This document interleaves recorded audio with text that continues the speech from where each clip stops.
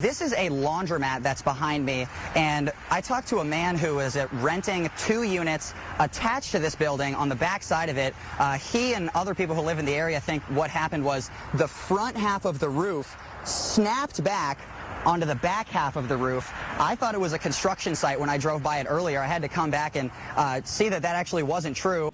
We also know that all of the homes that still have their internal plumbing in place, those homes that are still livable, they do have running water, but it's not drinkable right now because the sanitation plant for the city was damaged, but people can shower and use their toilets. Carbon capture and storage is the process of taking carbon dioxide from ethanol plants before it's released into the atmosphere, compressing it down until it's kind of a thick fog, and then sending that semi-liquid hundreds of miles away to be stored deep underground. Drive-through testing for COVID-19 still requires some protective equipment as doctors lean in to administer a test, but it's a lot less than if someone had to be brought into a hospital where they could infect others or possibly catch something themselves. Farmland is rated by something called CSR. That stands for Corn Sustainability Rating. And under this proposed bill, you could not have a corporate solar farm on anything rated higher than CSR 65.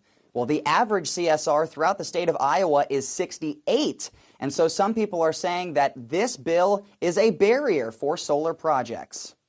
I, in no way, shape, or form, want to say that solar is a poor energy choice. That's not the point of this bill at all. Last month, the Linn County Board of Supervisors approved the Clean Era Solar Project. It will power 18,000 homes with green energy and offset 300 million pounds of CO2 every year. But what got people so riled up is that it sits on land rated 85 CSR. I think this is very early stages of this energy industry moving into our state and growing in our state, but we have to have respect for what the state does, and that's produce food. NextEra plans to apply for a large solar project near Palo this spring, and County Planning Director Charlie Nichols said, quote, "This law would make it virtually impossible to construct utility-scale solar projects in Linn County." It's definitely going to be an impediment to siting more solar arrays in the state. Experts say these companies are looking for flat land with high sunlight,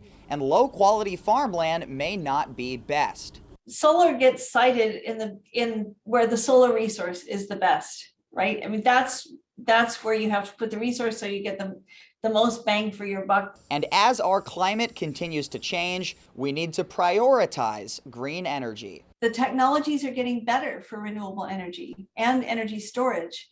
And I think embracing these new technologies is the challenge of our day. They actually have a flag at it right that should be right up there somewhere. Matt Goebel is one of the dozens of Iowa farmers watching the Cardinal Hickory Creek transmission line come through his fields. The 3 utilities building the line think it will increase access to renewable energy for 6.8 million homes, saying 58 generators across the Midwest need this line to deliver electricity, 55 of them producing renewables such as wind power. It is not a renewable energy only transmission line. Howard Lerner is a lawyer for 2 groups suing to stop the line for environmental reasons. The project crosses the driftless area, which is full of caves, groundwater, and sinkholes. When drilling on Goebel's property last week, crews hit groundwater, which concerns him because of his 117-foot well. In my opinion, they didn't do enough studies on about that. ITC says it has had 0 water quality issues in 5 years of construction in Iowa and Minnesota, and if one was reported, it would compensate the owner.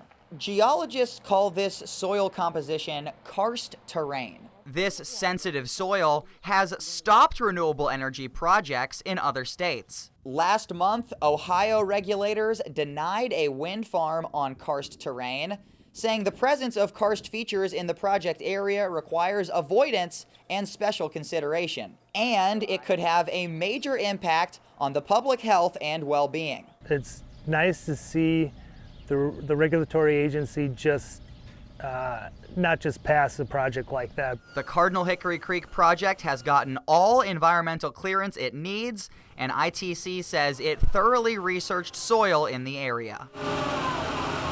Despite concerns from landowners, regulators in both states approved the project over a year ago. Construction started this past April, but 2 months later, the utility companies had an issue. During discovery for a lawsuit, they found years of encrypted messages between Michael Hipsch, a former member of the Wisconsin Public Service Commission, and several people associated with the project. When did they know about this? And have they been hiding the ball on that? Hipsch was sending private messages that he then deleted to an ATC employee, an ITC contractor, and several others while his commission was evaluating the project. There was at least an appearance of bias. While lawyers can't be certain those messages were about the Cardinal Hickory Creek project, in an effort to be transparent, they asked the commission to revoke its approval and allow them to submit a new application in Wisconsin, a process which took roughly 5 years. It just does not inspire public confidence in the utility regulatory process. This has not stopped construction in Iowa. Critics say instead of working on the 14 miles that are approved, the companies should step back and reevaluate the entire 100-mile project. My hope is that they're moving forward on their own dollar and not the taxpayers' dollars, because we might just have these monuments out in the field that don't ever have any use if it can't be continued into Wisconsin. The Public Service Commission has only voted to reopen public comment. It has not set a date yet to vote on reopening the application, but it should happen this summer. I asked ITC Midwest and American Transmission Company to do on-camera interviews. Both declined, deciding to send me emailed statements instead. I was really sweating it 4 or 5 months ago. Before he hopped on his combine, Waverly farmer Mark Mueller was really nervous about this year's harvest due to the drought, extremely warm temperatures in June, and a windstorm in August. Every year we usually have some weather-related issue that causes stress for the crop. This year we had 3. He was thinking about crop insurance 2 months ago, but now he's relieved. I've gotten a decent crop. I am surprised by that. And as far as soybeans are concerned, I've got a pretty good crop of soybeans also, perhaps my best crop of soybeans ever. He attributes that to mild temperatures in July and August, as well as biotechnology to keep the pests out. 20 years ago, this would have been just a disastrous year. Seed salesman Jeff Reintz says we would have had crop failure this year if not for genetic protection and new hybrids. Reintz says most corn in Iowa is the result of 7 to 10 years of breeding and thousands of crosses. I don't think the average person understands the complexity of what we grow out here. It all looks like a corn and a bean field. Both say an extra dry year is better than an extra wet year. The old saying, plant in the dust, the bins will bust. That's an old wise tale or an old farmer saying. But this year put that to the test, and they say ag innovations were a huge help. We're basically getting more crop for the same amount of inputs. So in my mind, that's progress. A reminder that farming nowadays is about much more than dirt, seeds, and weather. In Waverly, Travis Breese, News 7 KWWL.